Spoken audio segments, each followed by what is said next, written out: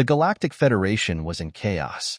Dozens of planets had been destroyed already by the Tenari, a warlike race who decided to explode onto the scene as a monstrous force of war. Dozens of sectors had been purged, cleansed of all life, creating only dead worlds and captive colonies for the Tenari. The Toryuke, the foremost combat race in the Federation, had been bested at nearly every turn. The biggest race in the Federation, Terrans, could potentially be a lifesaver through their absurd production of starships, but they refused to participate. Cowards, as always, I thought, rubbing my forehead in consternation. I was War General of the Velar, another peaceful race. Even we volunteered for the war. Though perhaps that wasn't quite fair. Terrans were known for being neutral at all turns. After all, it was the easiest way to stay alive. For such a flimsy, weak race, Terrans were shockingly adept at keeping themselves alive. The Tenari had closed in. Now, they circled the entire Federation, and the Federation's territory was a mere fourth of what it was previously. The Terrans in one quarter didn't seem to care about the encroaching death that was the Tenari, going about their business like nothing was happening. Their representative didn't even bother to show up. I rose out of my chair, stalking outside to find the Terran representative. He looked troubled. I looked at him steadily, both curious and somewhat angry that only now was he bothering to show up. He spoke. What would you do in our situation? A neutral race, and yet our outposts are constantly attacked. I roll all six of my eyes. You are peaceful race, Rukti, I hiss. You cannot do anything now. Perhaps before, industry would have helped, but now, too far gone. We are doomed. The rep's eyes widened. Peaceful? Is that what you think of us? I blink, confused by why he focused on that instead of the fact that we were all doomed by his own race's actions. Yes. Cowards. Never fight. Only run. You know, that did help me make up my mind, actually. May I come in? Very well, Terran. The Terran walks into my office, followed by me. He pulls up a chair and sits down, waiting for me to do the same before speaking. What do you know of our history? Not much. I admit. Keep secrets well. Yes. I suppose we do. The Terran rep laughs. Well, I'd like to start by offering my name. It's Jack Thornston. VSA. I nod back in reply. Well, we're an interesting race. You believe we're cowards? I suppose in some respects we are.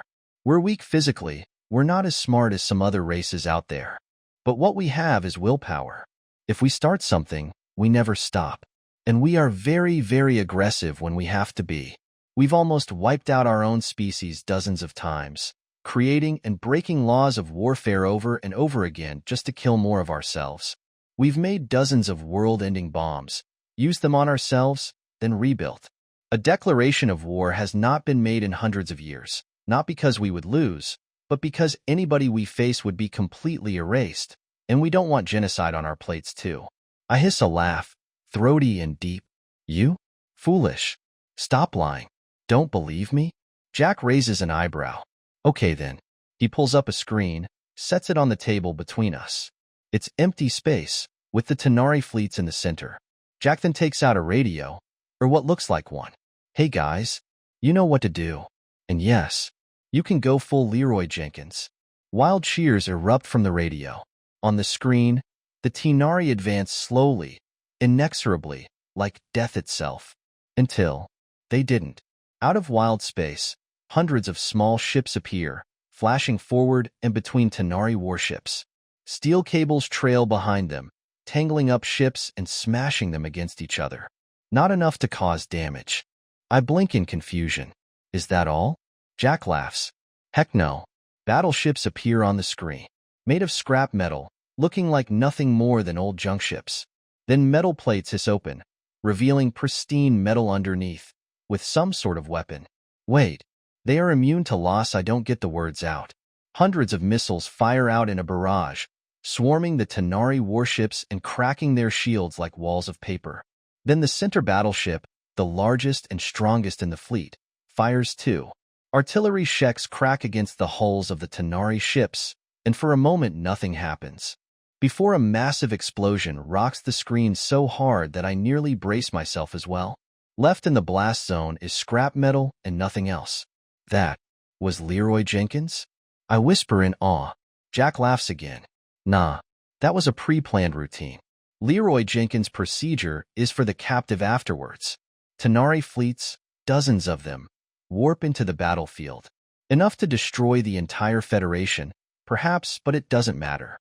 Swarm rockets blanket them, blocking out their vision and scanners as the smaller Terran ships dart in, hassling the ships. That in itself wasn't very impressive, it was how they did it. Each ship acted on its own. In a universe where battle tactics were governed by AI to behave as a hive mind, each ship was on its own. They were acting purely by themselves, and it was working. The autonomy given to each ship meant that the AI handling Tanari battle procedures didn't know what to do. It focused on the Harriers, missing as it couldn't predict the sheer chaos of each ship's movement, and let the battleships charge up. Something. Jack leaned back, sipping on some tea he procured while I wasn't paying attention. That should be most of them. And the world exploded. I could feel the blast even from here, the entire planet shaking slightly, as the screen was delayed enough that I could see the Harriers blink out into wild space once more, leaving the Tanari ships open. I saw the explosion. I saw what caused it. Tiny spheres launched out from each battleship in the thousands. Each sphere found its way to a ship, blinking for a moment before turning the screen white as fire annihilated the fleet. Nuclear stuff's quite powerful, Jack says casually, sipping on his tea. We made those toys a decade ago and haven't had the chance to use them. Not as powerful as we hoped, though. Those are not powerful? What would you consider powerful? Well, we do have plans for antimatter bombs in the works. Jack replies casually, as if what he just said didn't violate dozens of galactic laws, and even laws of physics. Oh, and would you mind not telling everyone else that this was us? We kinda like being seen as cowards. Gives us an inside joke to laugh about when people call us weak. Thanks. And then he leaves. That night, I write up 2 reports. One to the Federation, one to my own race. The first describing that the explosion appears to have been a reactor malfunction in the Tanari ships, destroying a vast majority of them as they were in one area. According to this report, the reason Jack had come to visit me was to demonstrate a new spy tool, which was how we'd caught this wondrous event. The second was a warning. A short one, but concise. Do not ever cross the Terrans. Do not consider offending them. They are deadly. They just eradicated the Tanari fleet and laughed about it as the representative told me that the weapons they used were decades old, and they have much, much greater in store. Keep the Terrans as allies at all costs.